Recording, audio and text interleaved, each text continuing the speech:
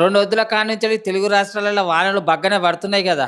వాగులు, వంకలు, నదులన్నీ వరదలతోని పొంగి పొర్లుతున్నాయి. ఇగ ఈ వానలు ఇంకో 3 వద్దుల దాకా గిట్లనే కొడతాయని వాతావరణ శాఖ పోళ్ళు గూడా జెప్పిర్రు. అయితే వానాకాలంలో వచ్చే తిప్పల గురించి పబ్లిక్కు జాగ్రత్తగుండాలని కొన్ని ఊర్లల్ల డప్పు సాటింపులు గూడా జేస్తున్నారు. 3 రోజులు భారీ వర్షాలున్నది. ఇంట్లోకెళ్ళి బయటకెళ్ళక ఆవుతాడు పోకుండా అయ్యో అలాంటి పూలు మాత్రం ముట్టకుండా అయ్యో